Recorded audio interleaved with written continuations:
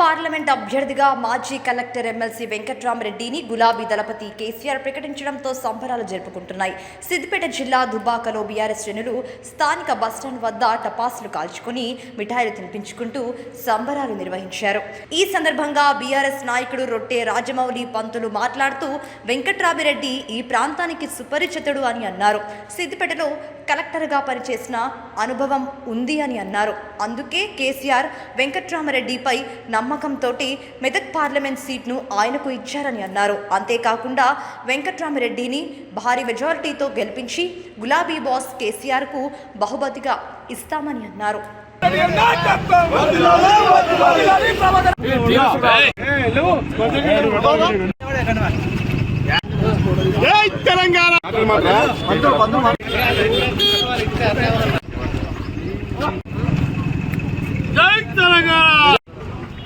ఇవాళ తెలంగాణ రాష్ట్ర భవిష్యత్తు కోసం వచ్చినాయి.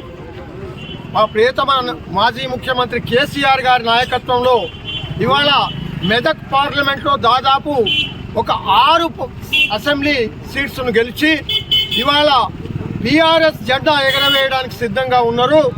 మరి అభ్యర్థిగా సుపరిచితుడు మాజీ కలెక్టర్ ఎమ్మెల్సీ వెంకట్రామరెడ్డి గారికి ఇవాళ మెదక్ పార్లమెంటు సీట్ కేటాయించడం జరిగింది.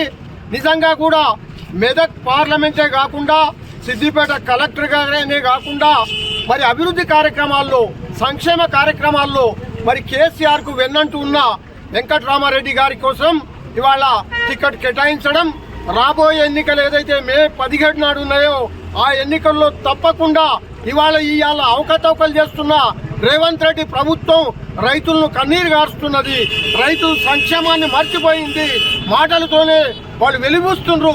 అయినా ఈసారి సరి అయిన తీర్పు మన దుబ్బాక నియోజకవర్గం నుండి ప్రభాకర్ రెడ్డి గారి ఎమ్మెల్యే గారి నాయకత్వంలో తప్పకుండా ఈసారి పోయినసారి 55,000 మెజార్టీ ఏదైతే వచ్చిందో అంతకంటే ఘనంగా కూడా ఇవాళ బీజేపీని తర్వాత కాంగ్రెస్ కూడా మరి వాళ్ళను అలాగే దొక్కి ఇవాళ మళ్ళీ ఒకసారి మన బీఆర్ఎస్ పార్టీ జెండా ఎగరవేస్తాం.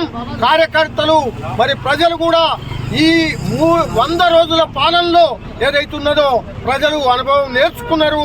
ముఖ్యంగా రాబోయే పార్లమెంట్ అభ్యర్థిగా మా వెంకట్రామరెడ్డి గారిని గెలిపిస్తూ మరి ఇవాళ జయబేరి మోగిస్తామని తెలియజేస్తున్నాం. నిరాశ పడద్దు. ఏ మాత్రం కూడా పోయిన ప్రభుత్వం ఏం చేసింది, కాంగ్రెస్ పాలన ఎట్లా జరుగుతుందో ఇవాళ రైతుల కోసం కన్నీరు గారుస్తుంటే కాంగ్రెస్ నాయకులు వాళ్ళు ఏదేదో ఊహిస్తుండ్రు. దానికి సరి అయిన జవాబు చెప్తారు. మళ్ళీ కేసీఆర్ గారి నాయకత్వాన్ని ముందుస్తారని తెలియజేస్తూ సెలవు తీసుకుంటున్నాను.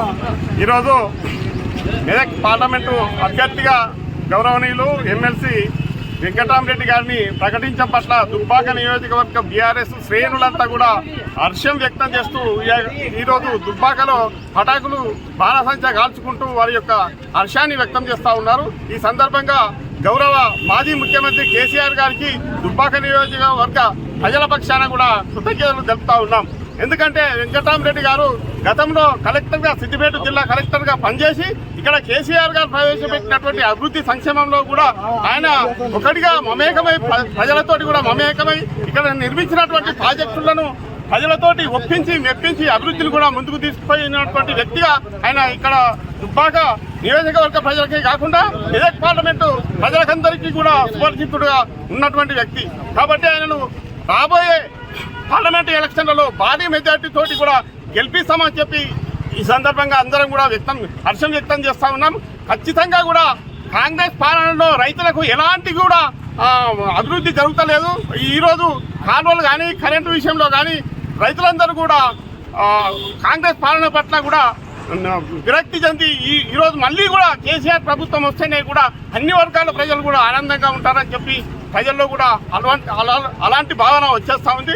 ఖచ్చితంగా రాబోయే పార్లమెంటు ఎలక్షన్లో వెంకట్రామరెడ్డి గారిని భారీ మెజార్టీతో గెలిపిస్తారని చెప్పి